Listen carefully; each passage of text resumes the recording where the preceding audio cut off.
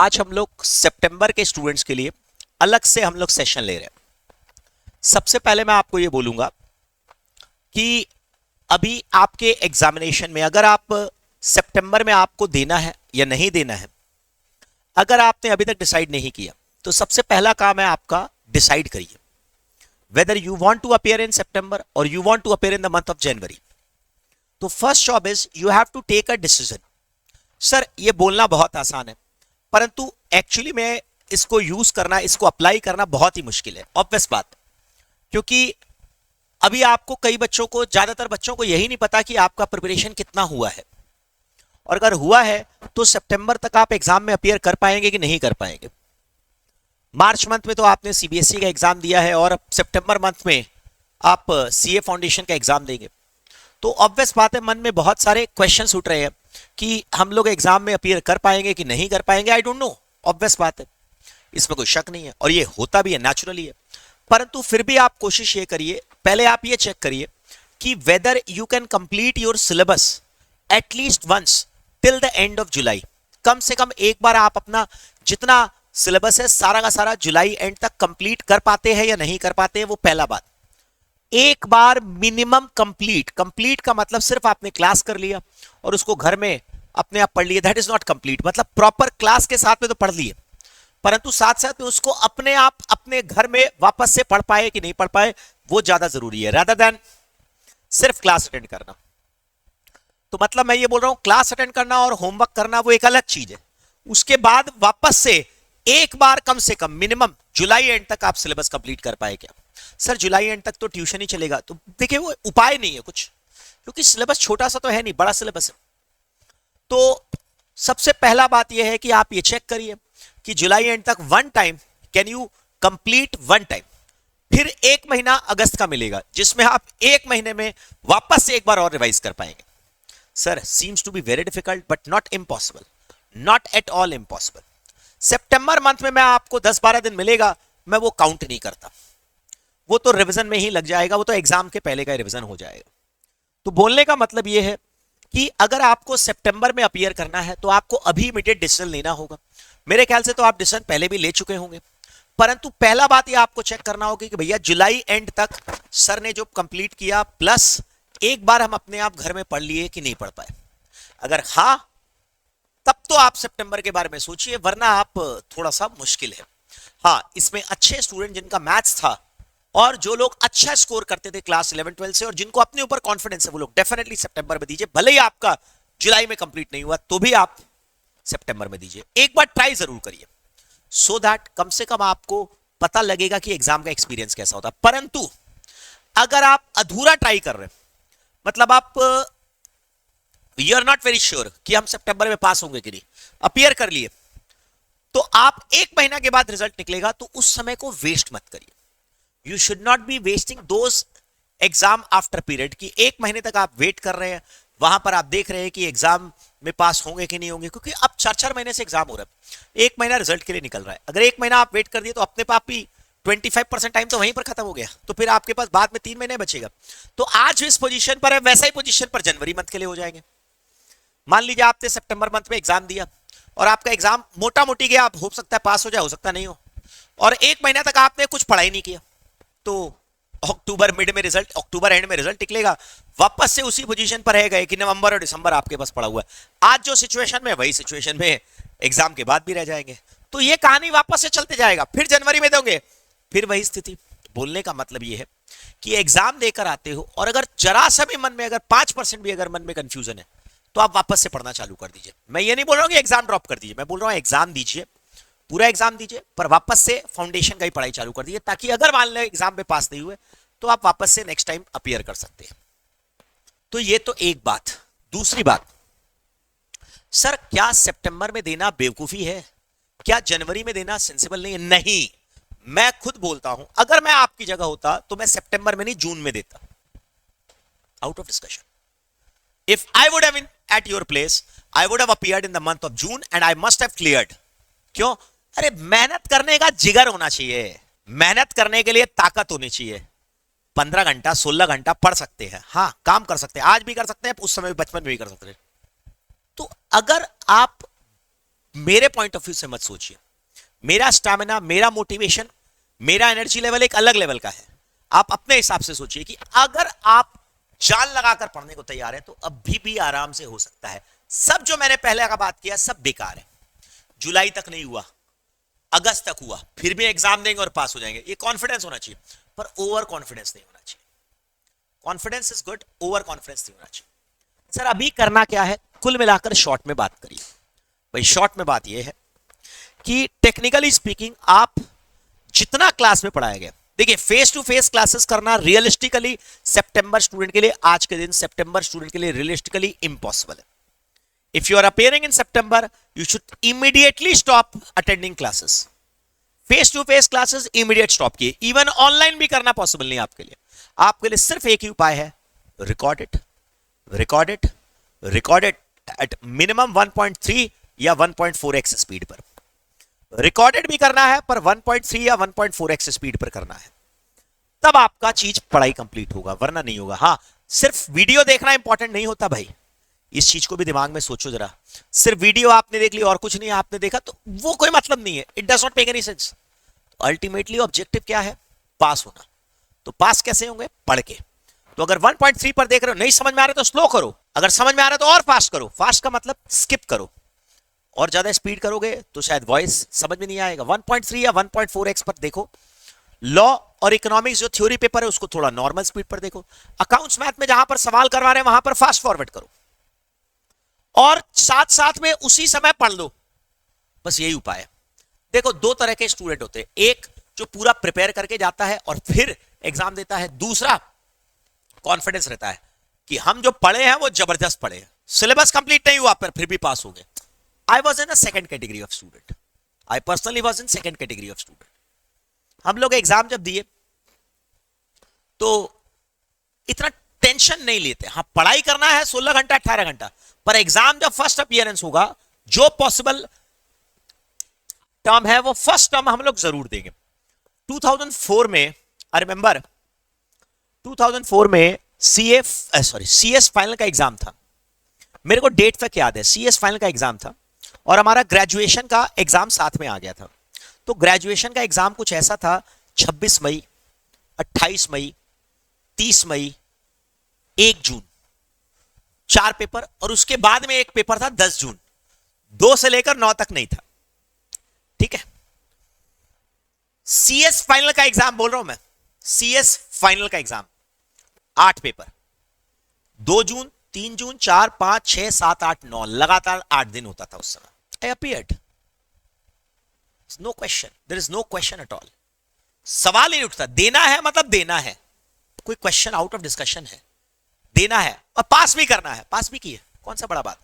The point is, what I am saying is, sir BCom में भी कोई compromise नहीं किए। बीकॉम में, अब आपको जानकारी के लिए बता दूं, बीकॉम में एक एक दिन में 2-2 पेपर होता था। अच्छा ये भी बता दूं, 26, 28, 30 और 2 था ना, वो एक एक दिन में 2-2 पेपर होता था।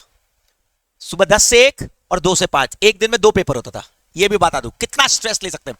सुबह 9 बजे भी हम आपको बता रहे हैं, 9 बजे एक पर्टिकुलर पेपर मेरे को याद है, 9 बजे मैंने बुक खोल कर देखा बीकॉम का कि भाई क्या चीज है सिलेबस में, and you will not believe I scored 75 in that paper. Not a very big deal, because we were in Xavier's, CA कर रहे थे, सीएस कर रहे थे, तो सारी चीजें जानते थे।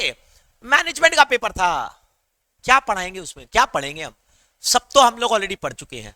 तो बस खाली बुक खोल कर सुबह 9 बजे हम लोगों ने देखा कि भैया चैप्टर क्या, अच्छा ये चैप्टर है, हाँ ठीक है चलो देंगे, और 75 स्कोर किया बिना किसी टेंशन के। क्योंकि ग्रेजुएशन में जो पेपर होते हैं वो सब नॉर्मली सीए और सीएस में होते ही हैं, तो कोई बड़ी बात नहीं है। पॉइंट है, 2 तरह के स्टूडेंट, तो एक जो सिस्टम से पढ़ता है और एग्जाम में अपीयर करता है, दूसरा भैया कॉन्फिडेंस से पढ़ता है। जो पढ़े हैं वो जबरदस्त रूप से पढ़े। अब आप किसमें है वो आपको पहले चेक करना होगा कि आप किसमें। यू कैनॉट कम, 2 लोग एक दूसरे को कंपेयर नहीं कर सकते, 2 लोग एक दूसरे के बराबर नहीं हो सकते, ये बात पक्का है। ऑब्वियसली समय बहुत बदल गया। व्हेन वी वर स्टडिंग, उस समय एक जमाना अलग था, एक जुनून अलग था, उस समय एफर्ट देने का ताकत अलग था। पर आज की यंग जनरेशन उतनी मेहनत नहीं करती, आलसी हो गई है प्रैक्टिकली स्पीकिंग। तो कोविड ने तो और लेजी बना दिया लोगों को। मैं अपने बारे में भी बोल रहा हूं, मतलब हम लोग जो पहले मेहनत करते थे उससे भी कम करते हैं। आपकी क्या बोलूंगा मैं। तो ऑब्वियस बात है कि यंग जनरेशन थोड़ी सी आराम पसंद ज्यादा हो गई है, तो अब ये जुनून जो है ना, ये नहीं है, तो जुनून लाना होगा। तो पहले आप ये डिसाइड करिए सितंबर में कंफर्म देना है, कॉन्फिडेंस से देना है और जान लगाकर पढ़ना है। ट्यूशन नहीं आओ, घर में रिकॉर्डेड में पढ़ो, ऑनलाइन मत करो। पढ़ो तो जबरदस्त रूप से पढ़ो और सारा क्वेश्चन सारा होमवर्क अपने आप करो। सिलेबस अगर नहीं भी हुआ तो भी एग्जाम देंगे, खत्म बात। सर आप अल्टीमेटली क्या बोलना चाहते हैं? मैंने आपको बार बार कहा, दो तरह के स्टूडेंट्स होते हैं। जो स्टूडेंट सिस्टम के हिसाब से पढ़ना चाहते हैं उनको मैंने सिस्टम के हिसाब से पहले बताया कि जुलाई एंड तक आपका एक बार रिवीजन हो जाना चाहिए, फिर सितंबर अगस्त मंथ में एक बार और रिवीजन होना चाहिए, फिर सितंबर में अपियर करो। और जो सिस्टम के हिसाब से नहीं पढ़ते हैं, कॉन्फिडेंस के हिसाब से पढ़ते हैं, ऑब्वियसली आप में जुनून होना चाहिए वो। तो सिलेबस कंप्लीट नहीं हुआ तो भी अच्छा, सीए फाइनल का एग्जांपल दे रहा हूं मैं, अपना सीए फाइनल का, ये तो सीएस फाइनल का था, सीए फाइनल का एग्जांपल दे रहा हूं। मई मंथ में एग्जाम होता था, उस समय लगातार 8 पेपर हुआ करते थे। 2 मई से एग्जाम होता था, लगातार 8 पेपर हुआ करता था। उस समय मैं जब सीए फाइनल में था तो at that time I was teaching CA intermediate का कॉस्टिंग और एफएम और टैक्सेशन। सीए इंटर का accounts, cost, FM, taxation, 4 paper, 3 थे, कॉस्ट एफएम 1 था।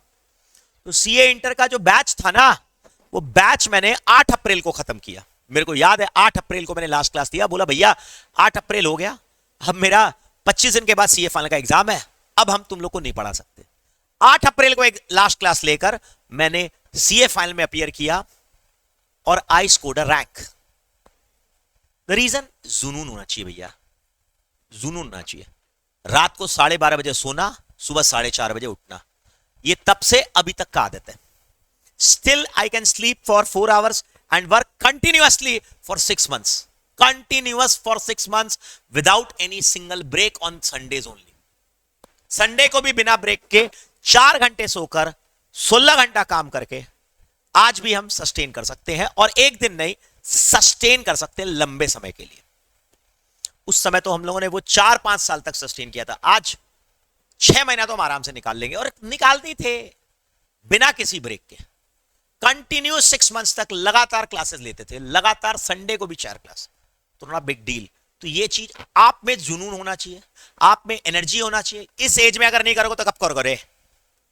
कब करोगे? अभी नहीं करोगे तो कब करोगे? तो जुनून होना चाहिए। तो 2 एग्जाम, और जरूर दो, पास हो नहीं हो पर एग्जाम जरूर दो। अगर सितंबर मंथ के बारे में सोच लिया एक बार तो एग्जाम जरूर दो। अगर रजिस्ट्रेशन करवा लिया एक बार ट्राई जरूर करो। बस इतना ही बोलूंगा, और ज्यादा अननेसेसरी की इधर उधर की बातें नहीं करूंगा। सर करना कैसे है, 2 तरीका मैंने बता दिया। जो स्टूडेंट सिस्टम से हमेशा पढ़ते थे वो लोग जुलाई एंड तक एक बार कंप्लीट करो, क्लास में जो पढ़ा प्लस साथ साथ में अपने आप रिवाइज करना। अगर वो नहीं होता है तो भैया जनवरी में दो। और जो लोग जुनून के वाले लोग हैं वो लोग देंगे भैया, एग्जाम देंगे, खत्म बात, हमको मतलब नहीं है, एग्जाम देंगे। हाँ, एग्जाम अगर खराब गया तो वापस से पढ़ना, उसी दिन से एग्जाम खत्म होने के नेक्स्ट डे से चालू कर देंगे, खत्म। फिर 1 महीना का इंतजार नहीं करेंगे। तो पॉइंट ये है कि आपको क्या करना है, पहले आप अपना जजमेंट करिए। Which type of student you are, systematic student और अ पागल student. I was the second category. पागल मतलब पागल, नेगेटिव की बात नहीं कर रहा हूं, जुनून वाला। करना है मतलब करना है, ये टर्म मतलब यही टर्म, और उसमें भी रैंक पास नहीं होना, रैंक लेकर आना, बात खत्म, और कुछ नहीं। सीएस फाइनल में आई ऑल्सो स्कोर्ड रैंक, जो 8 दिन का बात कर रहा हूं उसमें भी मेरा रैंक आया था, कोई बड़ी बात नहीं है, not a very big deal. The point is first you जज योरसेल्फ, क्या करना है उसके बाद में डिसाइड करो। टाइम अभी देखा जाए तो एकदम खत्म है, और देखा जाए तो बहुत टाइम है, बहुत टाइम है। देखा जाए तो एकदम नहीं है, देखा जाए तो बहुत टाइम है। सर अब बात उठता है, सर आप इतना लंबा सिलेबस, भाई साहब बात ऐसा है कि मेरे को हर स्टूडेंट को पढ़ाना पड़ता है, टू बी वेरी प्रैक्टिकल। मैं किसी चीज को 3 क्लास में खत्म कर सकता हूं, और उसी चीज को मैं 8 क्लास पढ़ाता हूं। क्यों? I have to take care of all the students यार। पार्टनरशिप लॉ, मान लो मैं 10 क्लास लिया, I can complete in 4 classes also, no issues, and everyone will be able to understand, but I generally take 10 classes. The reason, I have to take care of everyone. Sir, final accounts आप 8 class 10 class ले लिए, I could have completed in 3 class also, but I have to take care of every single student. तो भैया point ये है कि अब एक प्रोफेशनल के पॉइंट ऑफ व्यू से अगर देखोगे तो मेरा बिहेवियर अलग है, एक स्टूडेंट के पॉइंट ऑफ व्यू से मेरा बिहेवियर अलग था। तो स्टूडेंट के हिसाब से कंपेयर करोगे, I am a different person. Teacher के हिसाब से कंपेयर करोगे, I am a professional, I have to take care of every single student. तो मेरा जो सिलेबस का कंटेंट है, मैं उसका स्पीड में मॉडिफाई नहीं कर सकता, that I can not do. Simply, I cannot adjust my speed because that speed is relevant for all the students who are first category, second category and maybe even third category, जो कि सारा system के बाद में भी exam को postpone करते हैं, उनके लिए भी मेरे को पढ़ाना पड़ता है। भैया पॉइंट ये है कि मेरे को सारे बच्चों को लेकर चलना पड़ता है, सिर्फ जुनून वालों को नहीं, सिर्फ सिस्टम वालों को नहीं, सारे बच्चों को लेकर पढ़ाना पड़ता है। तो I can not change my speed. हाँ, you can change your speed, recorded है, आप 1.3, 1.4, 1.5x करिए। बस इतना सा ही मेरे को आपको बोलना था और कुछ नहीं बोलना था। अगर आपके मन में कोई क्वेश्चन हो तो मेरे से पूछिए। अल्टीमेटली क्या करना है, एग्जाम देना है, घर में पढ़ना चालू करो, जल्दी उठना चालू करो, देरी से सोना चालू करो, बस फालतू समय बर्बाद करना बंद करो, पढ़ना चालू करो और कुछ नहीं करना, बस इसके अलावा और कुछ नहीं है। ज्ञानबाजी इधर उधर का नहीं, काम करना चालू करो, प्रोडक्शन करना चालू करो। सर कैसे पढ़े?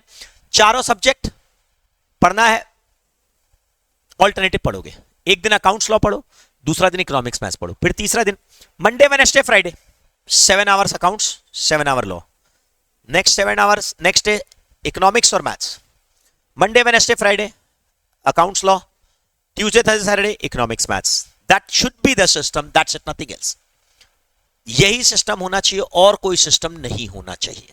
सर कैसे पढ़ना है? सर सारे सवाल करने हैं क्या? ये तुम पर डिपेंड करता है। अगर आप कॉन्फिडेंस है, अगर आप कंसेप्ट पर ध्यान दे रहे हैं तो आपको सवाल नहीं करने हैं। जो हम लोग अकाउंट्स में जो क्वेश्चन और के पहले और क्वेश्चन के बाद में हिंदी इंग्लिश में स्टेटमेंट लिखवाते हैं, अकाउंट्स में मैथ्स में फॉर्मूला लिखवाते हैं, अगर आप उस पर बहुत अच्छी तरह से ध्यान दे दिए तो फिर आपको सारे सवाल उसी से बन जाते हैं। पर प्रैक्टिस तो करना पड़ेगा, उसका तो कोई उपाय नहीं है। अब डिपेंड करता है मैथ्स आपका था या नहीं था। ऑब्वियसली मैं जो बोल रहा हूं कि मैं अपना इतना कॉन्फिडेंस हूं क्योंकि हम लोग यार बचपन से मेहनत की है, बचपन से मेहनत की है। We are from the very beginning, मतलब जीरो। क्योंकि मेरे को ट्यूशन पढ़ाना पड़ता था, क्योंकि मेरे पास कोई ऑप्शन नहीं था। मेरी फैमिली अफोर्ड नहीं कर सकती थी, अगर नहीं पढ़ाते तो भूखे मरते, सीधा सा बात है। तो खुद कमाओ, खुद खाओ, फैमिली को पालो। बचपन से बोल रहा हूं मैं, क्लास 11 से बोल रहा हूं, I am supporting my family. Class 11 से I am supporting my family. Class 12 के बाद I am, my family is dependent on me, simple. Class 12 से फैमिली मुझ पर डिपेंडेंट थी। 11 तक मैं फैमिली को सपोर्ट करता था, 10 तक मैं डिपेंडेंट था, 11 में दोनों बराबर हो गए, 12 से मैं सपोर्ट करने लग गया, मतलब family became dependent on me. तो मेरे पास कोई ऑप्शन नहीं था, मेरे को पढ़ाना भी पड़ता था, पढ़ना भी पड़ता था, फाइनेंशियल कंडीशन ऐसी थी, उपाय नहीं है कुछ। तो आपको अपना जज करना है कि आप किस तरह के स्टूडेंट हैं, that you have to take a decision. Otherwise और कुछ नहीं बोलूंगा, अब भी इमीडिएट पढ़ना चालू करो, इसके अलावा कोई उपाय नहीं है।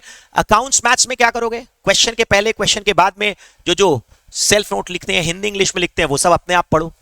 उसके बेसिस पर सवाल बनाने की कोशिश करो। सारे सवाल नहीं बन पाते हैं, थोड़े थोड़े बनाओ। पूरे सवाल नहीं बन पाते, एक्सपर्ट पार्ट को स्किप करो, एक्सपर्ट पार्ट को लास्ट पे skip skip skip skip, simple. Economics maths, economics और लॉ, भैया लॉ तो याद करना पड़ेगा, इसका तो कोई उपाय नहीं है। कॉन्ट्रैक्ट एक्ट में ध्यान कम दो, बाकी चैप्टर में ध्यान कम ज्यादा दो। कॉन्ट्रैक्ट एक्ट में जो स्पेशल कॉन्ट्रैक्ट जो नए आए उस पर शायद ध्यान दे सकते हो, क्योंकि वो नए आए तो उस पर चांसेस ज्यादा है, उस पार्ट पर याद करना पड़ेगा और कोई उपाय नहीं है, इसके अलावा और कोई उपाय नहीं है। समझ गए? एक और लास्ट बात, जुलाई एंड तक मेरी तरफ से काफी हद तक 85% के आसपास का सिलेबस कंप्लीट हो जाना चाहिए। पर अगर थोड़ा बहुत कुछ बच गया जुलाई एंड तक, तो फिर मैं क्या करूंगा, सितंबर स्टूडेंट्स को एक अलग बैच बना दूंगा। आप लोग को चिंता नहीं करना पड़ेगा, आप लोग का जो बैच मोबाइल में रहेगा और आपको कुछ नहीं करना पड़ेगा। मोबाइल में नया बैच बना दूंगा और जो जो चैप्टर पेंडिंग रह जाएंगे जुलाई एंड तक वो मैं ऐप में डाल दूंगा। मेरी तरफ से 85 से 90% सिलेबस हो जाएगा। बचेगा तो थोड़ा बहुत बचेगा, थोड़ा बहुत मतलब बहुत थोड़ा बहुत बचेगा। क्योंकि अगर टेक्निकली देखा जाए तो मैथ्स में आप देख चुके हैं, मेरी तरफ से मैंने मैथ्स पार्ट कंप्लीट करवा दिया, लॉजिकल रीजनिंग कंप्लीट करा दिया, स्टैट्स पार्ट हम लोग चल रहे हैं। अकाउंट्स में अगर देखा जाए तो इस टॉपिक के बाद में सिर्फ पार्टनरशिप अकाउंट्स बचता है। थोड़ा सा लॉ में आप बोल सकते हैं, थोड़ा सा बच सकता है, पर मेरा कोशिश है कि लॉ को भी हम कवर कर देंगे, तो ऐसा कोई टेंशन का बात नहीं रहेगा। I do believe this is very clear now. Any further questions you can definitely ask me. July and तक का मैंने आप लोग को प्रॉमिस किया था, अप्रैल मई जून जुलाई, तो जुलाई एंड के पहले मैं कुछ करूंगा नहीं, कुछ ऐप में डालूंगा नहीं। चल तो we shall wind up the session now. चल, थैंक यू। मैंने आपको बोला मैंने आपको बोला अकाउंट्स लॉ जब पढ़ रहे हो घर में, तो मान लीजिए मैं 14 आवर्स दिन में स्टडी करना है, तो first 7 hour I have to study accounts. I am not saying 7 hours में एक सब चैप्टर, एक चैप्टर खत्म हो गया दूसरा, दूसरा खत्म हो गया तीसरा, तीसरा खत्म हो गया चौथा, सारा खत्म हो गया वापस रिवाइज। अगला 7 घंटा लॉ, अगर मान लो मेरा सारा खत्म हो गया तो रिवाइज। मैं सिस्टम के हिसाब से बात कर रहा हूं, चारों सब्जेक्ट बराबर मार्क्स का है तो बराबर समय दो, मैं ये बोल रहा हूं। मैं बोल रहा हूं तुमको 4 सब्जेक्ट है तो 4 सब्जेक्ट में बराबर टाइम दो, एक बात। दूसरी बात मैं आपको एक और बोल रहा हूं कि ऐसा मत करो कि पहले सारा 10 दिन तक अकाउंट्स पढ़े फिर उसके बाद अगला 10 दिन लॉ, नहीं, बिल्कुल नहीं, बिल्कुल नहीं, बिल्कुल नहीं, क्योंकि उसमें दो दिक्कत होगी। Law of diminishing margin utility apply करेगा, जैसे जैसे तुम अकाउंट्स पढ़ते जाओगे वैसे वैसे तुम बोर होना चालू हो जाओगे। एक दिन अच्छा लगेगा, 2 दिन अच्छा लगेगा, तीसरा दिन से नेगेटिव बेकार लगने लगेगा, सब बर्बाद बर्बाद, सब सिमिलर लगने लगेगा। डोंट डू दैट, रिफ्रेश कर करके चैप्टर्स को पढ़ो। मैंने बोला आपको अकाउंट 7 आवर्स, मतलब हर सब्जेक्ट में बराबर टाइम दो, एक बात, और सारे सब्जेक्ट मिलाकर पढ़ो, मैं ये बोल रहा हूं। तीसरी बात सबसे इंपॉर्टेंट, मार्क्स के हिसाब से टाइम दो भैया। अब कोई चैप्टर का इंस्टीट्यूट ने इंस्ट्रक्शन दिया हुआ है 5 मार्क्स का है और आप लगे उसमें 1 हफ्ता, कैसे होगा भाई? इतना तो कॉमन सेंस होना चाहिए। कोई चैप्टर दिया हुआ है 20 मार्क्स का और आप उसको बोले कि एक दिन में खत्म, ये क्या बेवकूफी है? That does not make any damn sense. Marks के हिसाब से टाइम करना क्या है sir? Number of days divide करना है। क्या नंबर ऑफ डेज डिवाइड करना है, कितना घंटा है उसके हिसाब से डिवाइड करना है, और कुछ नहीं। सिर्फ क्लास का वीडियो देखने से पढ़ाई नहीं होगा, नहीं होगा, नहीं होगा। लॉ और इकोनॉमिक्स अपने आप घर में पढ़ना होगा, याद करना होगा लॉ को, अकाउंट्स मैथ्स को सॉल्व करना होगा, इकोनॉमिक्स का एमसीक्यू करना होगा। सिर्फ क्लास करने से कंप्लीट नहीं होगा, क्योंकि वो मैं पढ़ा रहा हूं, आप नहीं पढ़ रहे। आप अपने आप पढ़ेंगे तो रिवीजन होगा। प्रैक्टिस आपको करना होगा, पढ़ाई आपको करना होगा, तब होगा। मेरे पढ़ाने से आप समझ पाएंगे, पर आपके पढ़ने से आप उसको अप्लाई कर पाएंगे। जैसा कि मैं आपको बोलता हूं economics is a science as well as an art, तो मैं आपको साइंस बता रहा हूं, आपको आर्ट बनाना है, अप्लाई आपको करना है, एग्जाम में क्वेश्चन आपको सॉल्व करने हैं, तो वो चीज तो मेहनत आपको करना होगा, बस इतना सही, और कुछ नहीं। This is the same thing यार, you no need to ask anything else. Sir एक दिन में पूरा एक सब्जेक्ट, अरे करिए ना, 4 दिन के बाद एक सब्जेक्ट का मौका आएगा, ठीक है चलेगा, इट्स ओके। मैंने बोला एक दिन में 2 सब्जेक्ट, आपने बोला एक दिन में एक सब्जेक्ट, फिर अगला सब्जेक्ट। पर मेरे को ऐसा लगता है कि एक दिन में एक सब्जेक्ट पढ़ेंगे तो फिर उसका मौका 4 दिन के बाद आएगा। That is not good, that is actually not good, that's not good. 4 दिन के बाद आएगा, वो मेरे को लग रहा है कि थोड़ा सा दिक्कत हो जाएगा। बेटर रहेगा डिवाइड करके पढ़ो। और भैया क्लास आना बंद करो, अगर सितंबर में देना तो। मैं प्रैक्टिकल बात कर रहा हूं, मैं इधर उधर की बात नहीं कर रहा हूं। सर आप बोलते हैं क्लास में आते नहीं, अरे सितंबर में अपियर करने वाला नहीं, आओ घर में पढ़ो, नहीं तो सितंबर में देना मुश्किल है। चलिए, थैंक यू वेरी मच।